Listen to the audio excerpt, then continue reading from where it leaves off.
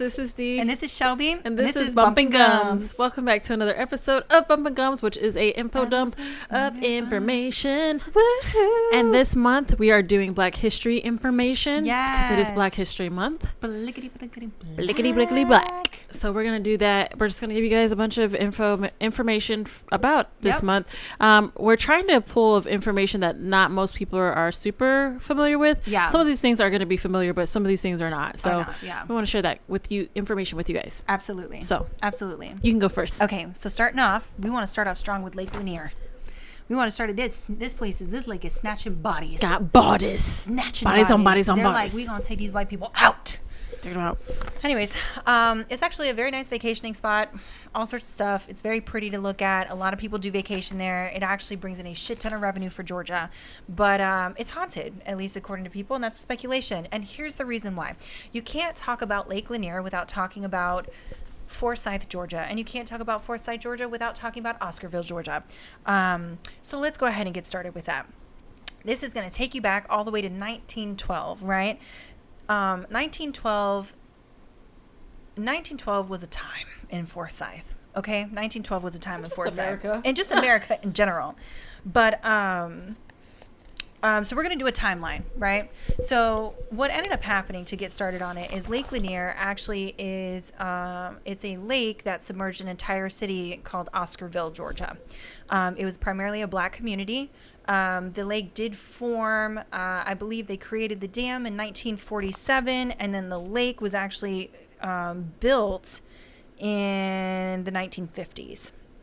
So, but Oscarville is actually still under that lake. There are still buildings and homes and stuff that are dilapidated. Obviously, it has got grave sites. It's got all sorts of stuff. So there's a reason why they think it's haunted. But again, you can't talk about Lake Lanier without talking about Forsyth and Oscarville. So let's get started. So on September 5th, a white woman claims a black man did a B&E. She was like, hey, my hubby's not here. He out. And a black man came in and assaulted me and then left. Didn't try to steal nothing, just came in, broke in the house and assaulted me and just left, right? So she pointed her grubby little fingers over to Tommy Howell. Tommy Howell was young and he was black and he was very much a part of the small community at the time, black people. And so it was actually him. All of a sudden, it was one black man. First, it was one black man. And then she was like, actually, no, I'm just kidding. There was like five. There was like five that came up in here, right? So you have Tommy Howell, Isaiah Perkle, Joe Rogers, Fate Chester, and Johnny Bates. They all get arrested. No evidence. No evidence. But they all get arrested, right? Didn't need any back in the day. Didn't need if you were black, you were wrong. Yep. Exactly. So white people form a mob because white people. And then while they're sitting in jail, right, Reverend Grant Smith pulls up and was like, y'all tripping. Then this mob of white people was approximately about 100 white people. So, and they pull up to the jailhouse and they were like, the fuck, why are these people in here? Blah, blah, blah, what they do to this woman, so on, so on, so on, so on, right? And the sheriff and deputy step in and end up sheltering Reverend Grant Smith because Reverend Grant Smith came out and was like, hey, this sorry-ass white woman need to stop talking her shit. I mean, he said it nicer than that, but he literally was like, this sorry-ass white woman need to stop talking her shit. Y'all tripping. He did say sorry white woman. Yeah. He said this sorry white woman. Yeah. I just added the rest of it. No, that's cool. But it was implied. Yeah. But he was like, this sorry-ass white woman need to stop. And these 100 men was out here and they was like, we gonna beat the fuck out of you. So they start whooping on Reverend Smith, right? And the sheriff and then finally come out after he's brutally beaten and was like, all right, we're going to take you in and shelter you, right? That is going to be September 5th. Keep this timeline with me, all right? September 5th. Then black people was out here barbecuing and they was over at the Methodist church, right? Which was, it was called the Colored Methodist Church at the time. And they was having a whole community thing and they was barbecuing and they heard about what was going on at the jailhouse. And they was like, oh, hell no, we need to go up there and we need to go find out what's going on with these people because a lot of people at this barbecue were families and friends and stuff like that. These are our cousins is them. We got to go see what our cousins was doing. Exactly. So these people were like, we need to go check out what's happening. So word gets around Forsyth. This is happening in Forsyth, Georgia, by the way. It's not happening in Oscarville yet. It's in Forsyth, Georgia.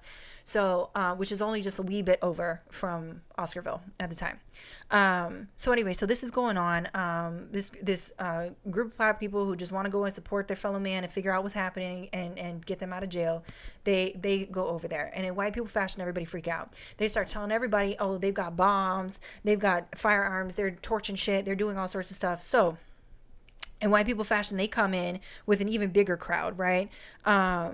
So it was about 500 white people who ended up pulling up, right? The mayor was like, go the fuck home. They ended up calling in the National Guard to try to like figure things out and like sort the peace and blah, blah, blah, blah, blah. And then white people was like, no, because we privileged, we're going to stay right here and we're going to whoop y'all's ass. So that ended up happening. The National Guard ended up being able to break it up, so on and so forth. These 5 men stay in jail. They stay in jail.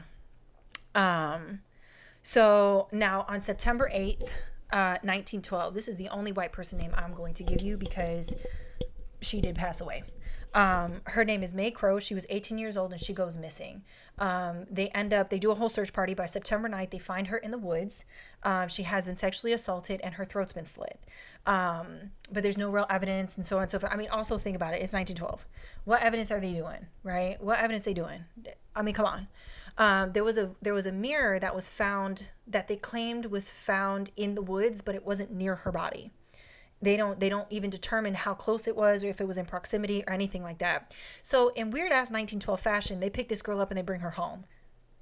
She bleeding whole from her throat. I mean, they picked her ass up and they was like, let's take me home. Yeah. You gotta take me home. Let's take her home. We gonna take me home. So they end up taking them home. An Oscarville resident, Ernest Knox, ends up being accused. There was a predominant white figure in the community who came up to him and was like, yo, is this your mirror? And he was like, no, that's not my mirror. And they was like, no, this was your mirror. And then he was like, okay, maybe it was my mirror. I was like, I don't know. Like, they were literally pressuring him into saying that it was his shit, right? And Knox literally had just moved into town. He was brand spanking new. He came in and moved with his cousin, the Daniels.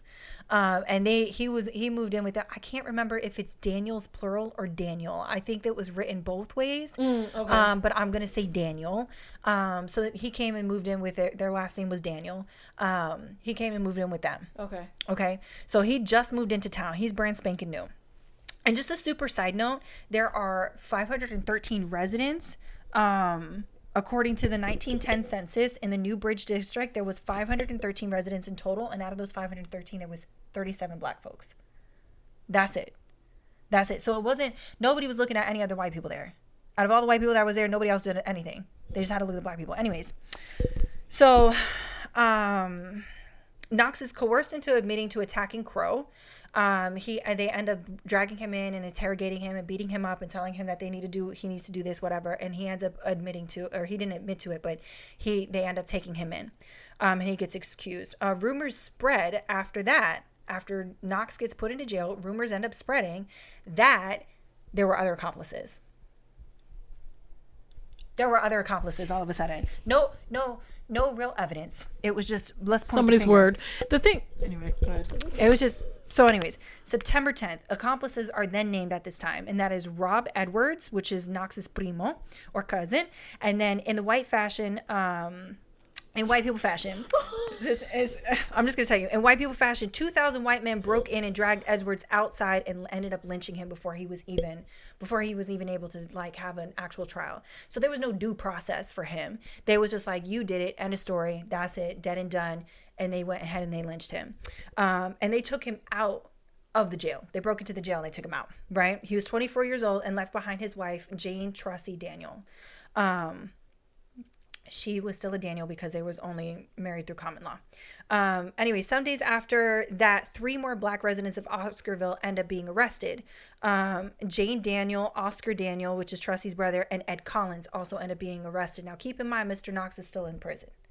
He's still up in that jailhouse, and so was the other people for the original B&E. Yeah. So now you have, out of the 37 black population that is there, you have about half. You have about a third. You have about a third that's up in there, right? So anyways, and then again, white people, being the privileged people that they are, end up terrorizing the black community in Forsyth with threats, destroying property, raiding homes, arson, to try to get people to leave. Because at this point, they're creating fear, they're fear mongering, and they're saying that these black people are out here killing us, and so on and so forth, which... Mind you, they had just killed somebody. There was one person that was murdered, and they didn't do an investigation on anybody else. Nobody else. It was just that somebody pointed a finger, and that was that on that on that on that. That's all it took, girl. That's all it took. So anyways, they start going around and they start shooting up buildings and stuff like that in Oscarville. We're in Oscarville now, so it bled from Forsyth over into Oscarville because Knox had family and he just moved and his family was in Oscarville, but he happened to be in Forsyth at the time anyways. So it just bled over. They're very close cities. So there were actually notices that were dispersed encouraging Black families to leave Forsyth. On September 23rd, May Crow dies. Jane Daniel, Oscar Daniel, Ernest Knox, and Ed Collins are all charged with murder and sexual assault. Again, there's no actual witnesses. Like, there's no real evidence to this shit. It's just somebody's word. It's just somebody pointed the finger, just like the lady with the B&E. She said one black man, and then all of a sudden it was 5 black men. And it was just an excuse for white people to try to get rid of black folks. That's what it was. Because Oscarville was actually starting to become a thriving community. Because that's what white people do. They destroy shit. We're going to be talking about a lot of the communities that were destroyed by white folks being mad. Mm-hmm. We're going to talk about a lot of that. Okay, so then the trial is on October 3rd. This is for May Crow's murder and the sexual assault. The trial's on May 3rd. Their lawyers object to defending them. So the judge at the time appointed them lawyers, and the lawyer was like, I'm not defending them at all. I'm not doing that. So they basically go in without any fucking type of lawyer, right? Between the 3rd and the 4th of October, they're found guilty. On October 25th is the execution. They scheduled the execution for all of these people. So you have, let's go back to those names, right? You have Ernest Knox. You have Rob Edwards, who ended up being lynched. And then you have Jane Daniel, Oscar Daniel, and Ed Collins as well. The execution is scheduled for the 25th. The judge says that it needs to be private. Of September? October. Oh, of October. Yeah. So they were accused in September, and they are found guilty. And, well, one man was already murdered. And they are found guilty and sentenced to an execution, which at that time for black people was lynching. I mean, it was a lot of things, but primarily people did lynching. So judge says that they want the lynching to be private. Some white doctor ends up offering his land for the private hanging so that the family can come and attend and so on and so forth. But again, in white people fashion, they tear down all of the fences that are around the private hanging, and thousands of people end up showing. I'd like to add, it was a spectacle to watch black people get lynched. I'd like to add, and this is not talked about a lot in normal public school and private school history. Lynchings were parties. They were picnics. They would actually lynch a man or a woman, and then they would have picnics around their body, and they would have their children, and they would take photos. And these photos would be put on postcards, and these postcards would be sent off to family members and stuff like that, and just tell everybody, hey, look what we did. This was a really good time. So lynching, just the fact that is used as an execution is barbaric in general, but the way white people pushed it to the limit as it was a celebration, it was something to celebrate. So the fact that these people tore down this fence and thousands of people rushed in and were like, we want to watch this shit, let's go ahead and watch it. And I guarantee you it was men, women, and children. It was men, women, and children that were all there. They brought their kids. Yeah. It was a thing. It was a spectacle. If you look at pictures from, I mean, because the 1900s, like the early 1900s is not far away, to be honest. Yeah. And you look at those pictures and you will see kids and you'll see people hanging in the background. Yeah. It was such a such a common thing. It's so sad. But like, yeah, that wasn't like we need to shield the kids. That's what's so anyway, because I'm about to go into it's just what's so interesting about the fact that like the people who are over education currently are so worried about the fears and the feelings of these little kids, the white kids having their little feelings hurt when it comes to the stuff that they will learn in these schools and why they want to take certain things out of the books. It's so interesting because it's like these are the same kids that y'all was taking to lynchings. What you mean? Exactly. You worried about their feelings being hurt about some shit that they family members did. Yeah. Like why is that a thing? Because the thing is though is that lynching and all of that shit didn't just stop within. It's not like it happened 100 years ago. These things are still occurring. There is shit like this that is still occurring. There's actually a whole, anyways, these things are still happening. So we're going to keep on keeping on. So around the end of 1912, right? All of this started September of 1912. That is September, October, November, December. That is 4 months. By the end, most of the black residents were already forced out. So white people were like, we don't want you here. We're going to force you out. which is kind of wild because it's like gentrification now, except they do it through legal terms. They do it legally. It's actually really crazy because a lot of the historical stories of areas that used to be like completely populated by Black people or that were thriving Black communities were completely destroyed and demolished by white people for those exact reasons. But there's a lot of them. Yeah. There's a lot of them, and that happened to a lot of those communities because that was the problem.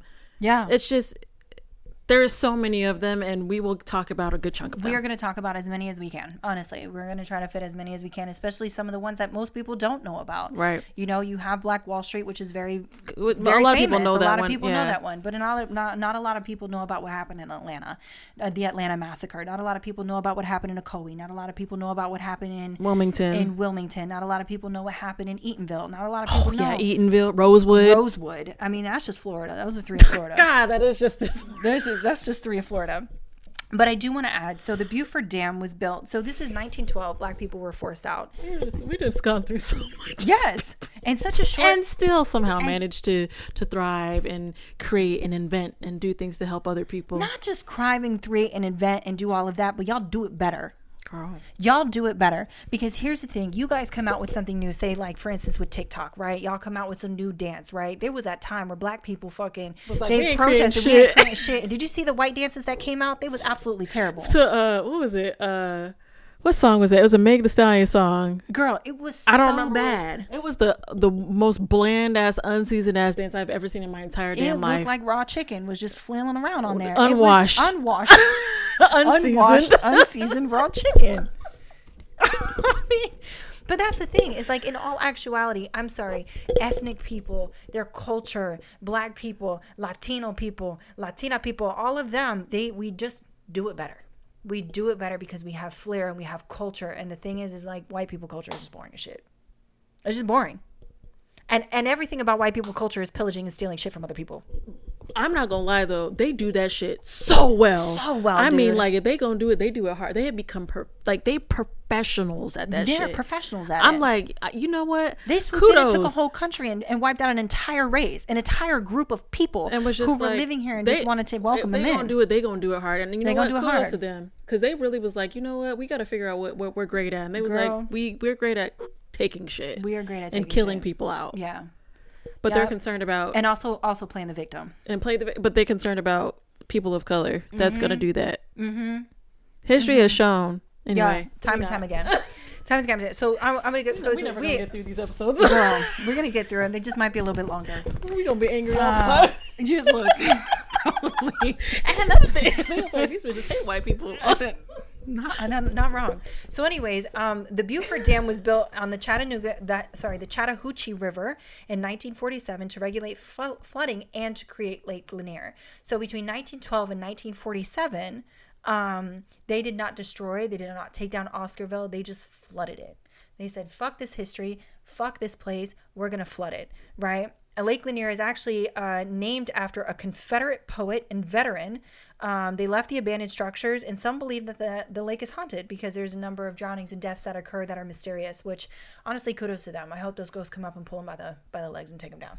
I mean, people have had accounts of like feeling something, their foot being grabbed and stuff like that. There was actually one person that survived and kind of gave their recount on it, but I guess that was kind of one of the things where there's been experiences had. Yeah, experience has been had.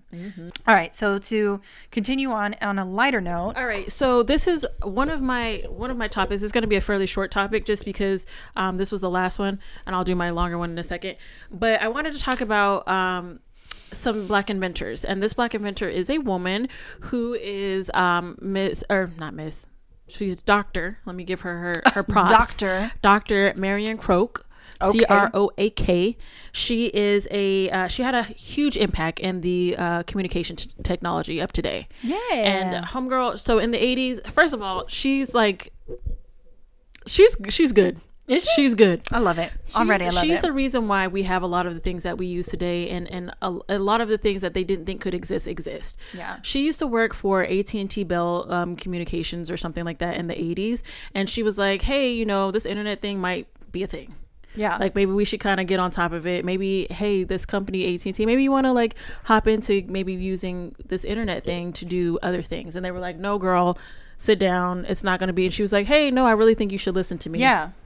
They eventually listened to her, and I'm grateful that she did, because she was the one that created the voice over internet protocol. So the VoIPs. Ooh. She's the reason why she came up with those technologies, those protocols. Her whole team, they came up with that, and they use those for everything. Yeah. So if you use FaceTime, if you use Skype, if you've had to do a voice meeting with your job, her protocols and things were set in place that allowed that to exist.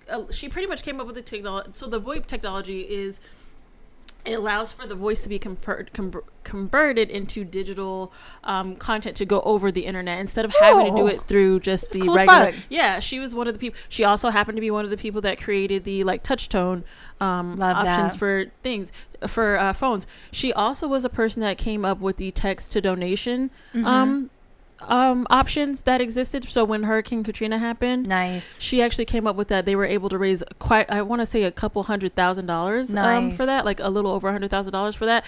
And also they used those same text donations for the not hurricanes, I'm sorry, earthquakes in Haiti. Which I think produced like some type of $1 million. Yeah, they came up with a lot with and she's the reason why that exists.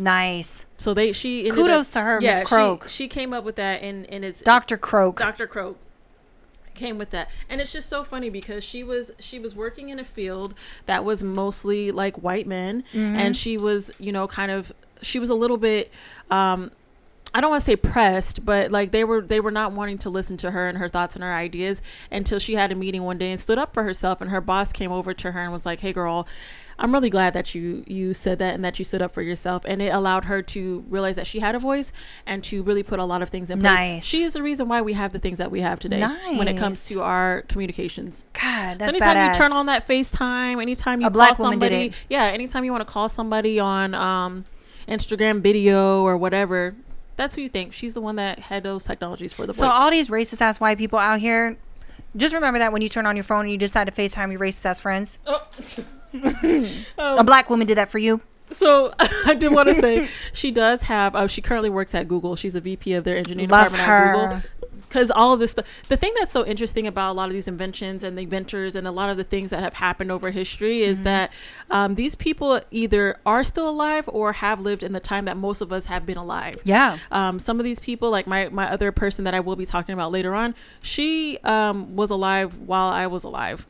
And she did some amazing things for science and technology and such. So it is amazing that she was able to come up with this, and just, it's very interesting. So thank you, Dr. Marion Croak, for your contribution to communications. Love that. Yeah. Love that.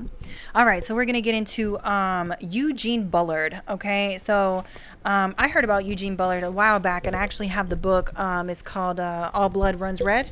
And I haven't had a chance to read it, but there is a book about him that's out if you want to check it out. So Eugene Bullard is born October 9th, 1895. He was a former slave. He had a shitty childhood. So he dipped out at 11. He dipped out. He was like, I ain't doing this shit anymore. My daddy's an alcoholic. He keeps beating the shit out of me. I'm not doing this shit anymore. He dipped. By 1912, he hitched a ride to on the Marta Russ, which was a German freighter. He landed in Scotland, made his way over to London, and became a boxer. So in 1913, he boxed in France. He loved being there so much that he made a home. He ended up like being like, I just want to fucking be here. Like, I'm treated normal. I'm treated equally for the most part. He's like, I'm treated equally. But he later wrote, it seemed to me that the French democracy influenced the minds of both black and white Americans there and helped us all act like brothers. So he felt real good there. He was like, I'm gonna stay there. He said, I'm not, we ain't going back over there. All right. So this guy was amazing. He truly was fucking amazing and did so much in his lifetime. It was wild. So by 1914, Bullard enlisted in the French Foreign Legion for World War I, because at this time World War I's happening. He said, okay, cool. He was seriously wounded in 1916 at the Battle of Verdun. While he was recovering, his friend came to him and was like, I bet you $2,000 that you wouldn't be able to come and pilot. And he said, say the fuck less, right? Say the fuck less. And by November, right? So 1916, they make the fucking bet. by November 1916, he won the bet. And he ended up becoming a pilot, and he ended up joining the French flying service. He received his wings in May of 1917. So he was quick with it. Very smart dude. Was out here and was like, I'm going to make this shit happen. You can't fuck with me, and give him my $2,000. Right. He claimed 2 aerial victories by September 1917, right? So from May to September, he claims 2 victories. He's actually said to be one of the first black pilots. Nice. One of the very first black pilots. So it also said that he had an insignia on his little fighter plane. It wasn't really like a jet, but you know what I mean. A little thing that he was riding around in. Yeah. He had an insignia with a heart with a dagger that was going through it with blood dripping off of it, and it said "All blood runs red." So it was cool because there's a bunch of pictures with him. He flew with a rhesus monkey. The monkey was named Jimmy. Oh. That was his buddy and pal and friend. And he flew with the monkey. He flew with the monkey everywhere. So Bullard actually ended up trying to join the U.S. Air Service when they joined the war in 1917, but he was rejected due to being black.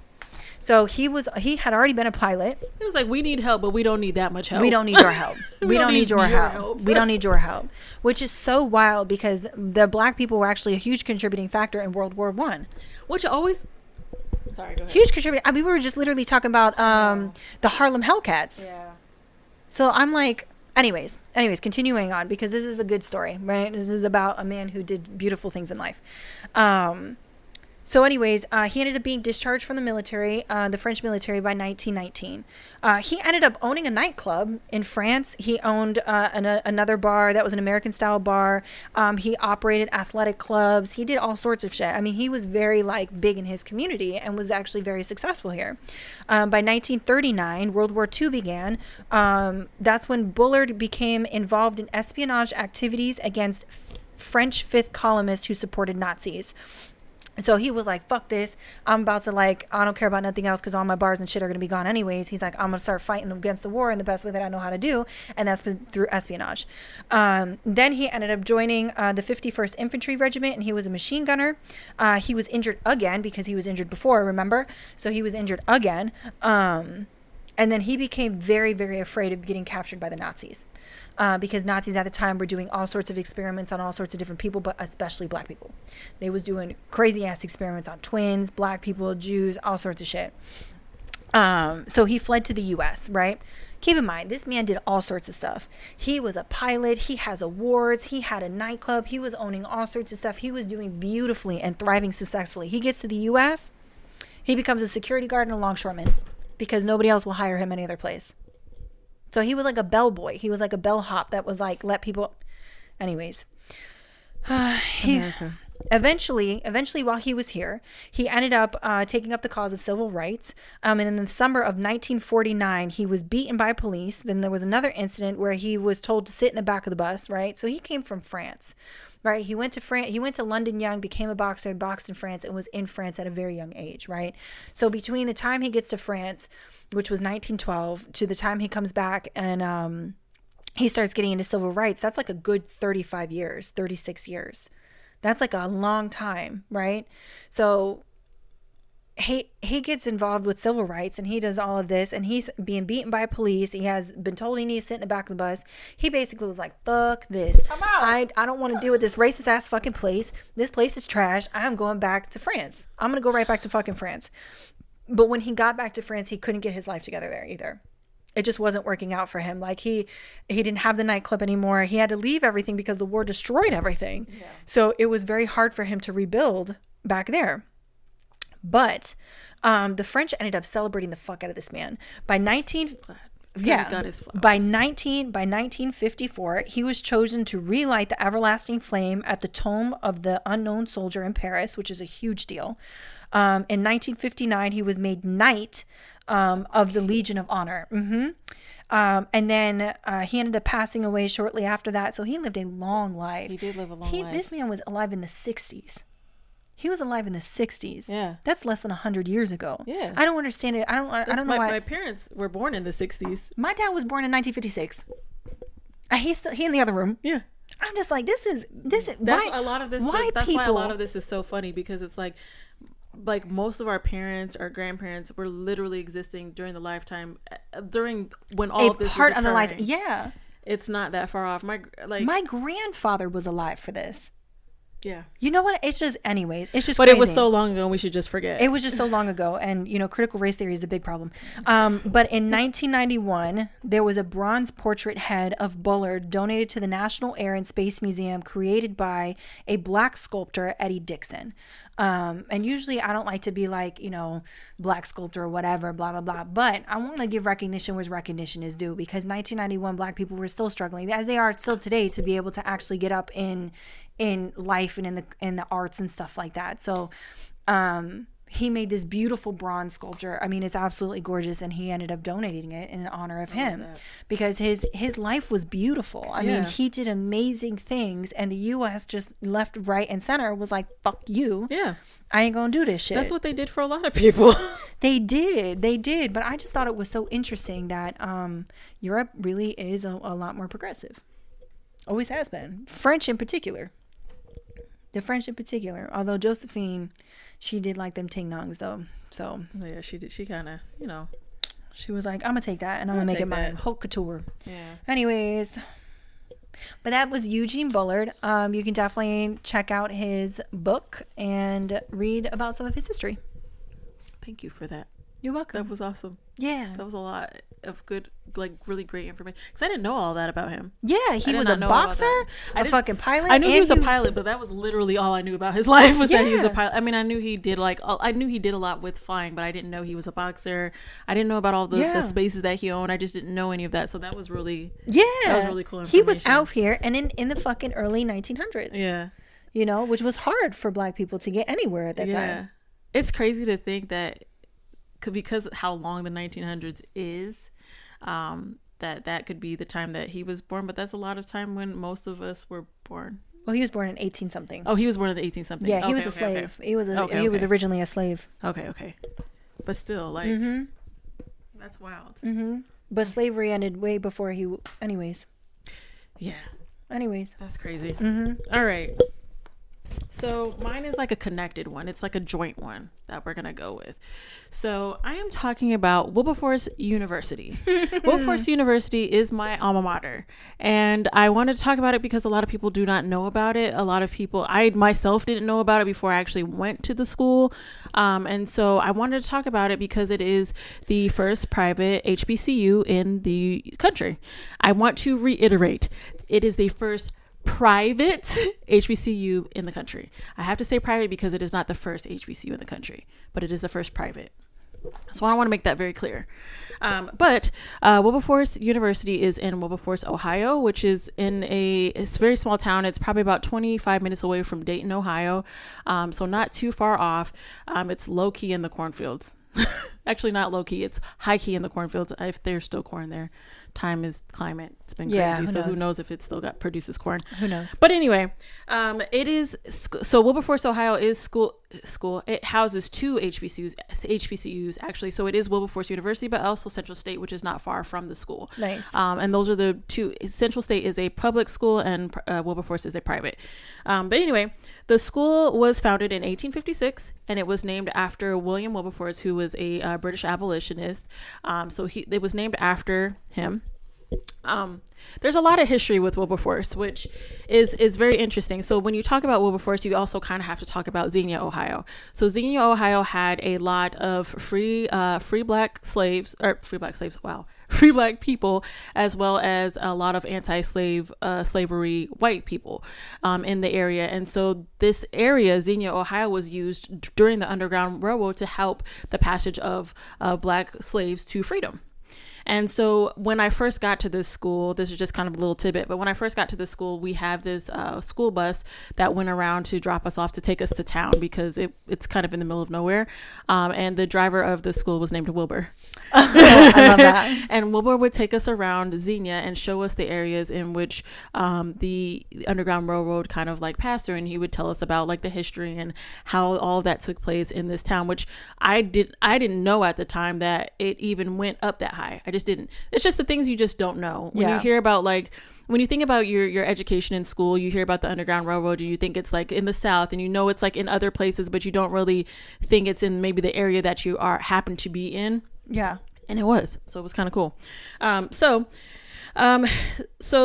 it had a bunch of great success from 1856 to about 1862. Around 1862, Civil War starts popping up. Stuff gets kind of bad financially. They're like, we can't really handle it. Enrollment wise, they just don't have the people. So they end up having to shut down. And about 1863, because they were pretty quick, they were like, all right, we got to get this thing going again. Bishop Daniel Payne, he ends up buying all the property and is like, hey, we're going to reopen the school. It's going to be greater than ever. They're like, cool bet. So Daniel Payne is a bishop. He is part of the AME Church, which Wilberforce is a AME faith-based school. So between the AME, which is African Methodist Episcopal Church, something like that, and then you had the ME, which was also it was the Methodist Episcopal Church. They had those people from Cincinnati. So those people were typically like the white people who were also in support of, and they also had the AME Church. Yeah, with that backing. So they got that whole thing set up, and so I took history of the Woo, but I don't remember none of that because it's been a lot of years since I've been at the school. We owe the shit. I just don't remember a lot of stuff, to be honest. But this was during the time where, you know, Black people were just not completely like just set free, and so they were not allowed to really just get the education that they wanted, and this school existed to allow Black people to get education and to learn different things and be and come to an area that they were free. Mind you, this is around this time. This is between 1856 and 1862. But people weren't technically like free all over until 1865. Yeah. Well, 1863 technically, but like 1865 people like knew in Texas. Like, everybody was aware by 1865. Yeah. So you have this whole school that existed to Black people, I don't want to say alone, but to Black people alone. Yeah. In 1856, which is a big deal. That's a huge deal. That's a big deal. It was one of the in Ohio. In Ohio, so Ohio is very weird because certain parts of Ohio are still very that. Oh, I know. You know what I mean? So to find out that particular area was so was pretty progressive in the helping folks and really had that type of environment there was insane. Okay, so the school honestly has been through a lot. It's been through a lot, and the fact that it has stood around for as long as it has is pretty amazing. It's nothing short of amazing, to be honest. But the school had a fire in 1865. Now, the thing that's really interesting about it is because they had it as arson, but they couldn't like really say where it came from. But like schools just don't catch fire by themselves. They really don't. So like, and it burned the building down. One of the main buildings of this school completely burned down. Yeah. Completely burned down. And so they rebuilt it with bricks and all of that, but it was destroyed. And then in about, I want to say 1974, huge tornado wiped out a crap ton of shit too. Damn. It was bad. Like there was just a lot of stuff that happened to that school. They've also had issues with like financially and things like that. So it's just been a lot of things that have happened over time. And you know, it's always to hopes that they'll be able to come out of things, keep it like I mean they seem to pull themselves out. I mean every time, honestly, every time. The fact that it has, honestly though, it's kind of sad because you think about it from 1856 to now, that's only 169 years. About what year is it? Yeah. That's about 3 generations of people. That's not a lot of time. It's not a lot of time at all. Okay. So the school colors are green and gold. And the motto is Sua Marte. It's an amazing HBCU. It is a very small school.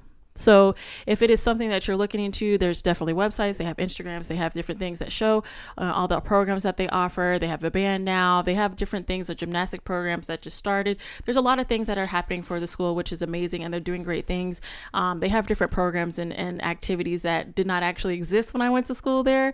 So it's pretty cool that they're able to grow and do the things that they're doing. And so I just wanted to shed light on this university because it is the first private HBCU, and most people are not familiar familiar with it. If you know somebody that goes there, it may be somebody that happens to live in the area, or you just happen to know somebody that knows somebody that went there. Yeah. Most people are not familiar with that being at HBCU. So I wanted to just shed light on it because it is a school that I went to, and it was an experience that I absolutely loved and wouldn't change for the world. And I just wanted to let you guys know about it. But something that was really cool about the school is that there are a lot of notable graduates of alumni of Wilberforce, not just graduates, but also staff. One in particular is Dorothy Vaughn. Dorothy Vaughn is who I want to talk about next. Dorothy Vaughn. Dorothy Vaughn. So if you guys have heard of Hidden Figures, Dorothy Vaughn is one of the people that was played by Octavia Spencer. She was a Wilberforce graduate, and she graduated from Wilberforce with her bachelor's in mathematics in 1929.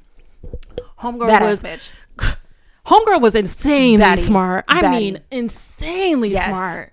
It makes no sense. Her knack for math and her just understanding and just it is amazing to have that during those times. Hell yeah. And Homegirl was born in like 1910, I want to say, or something like that. Something like that. Not to just be a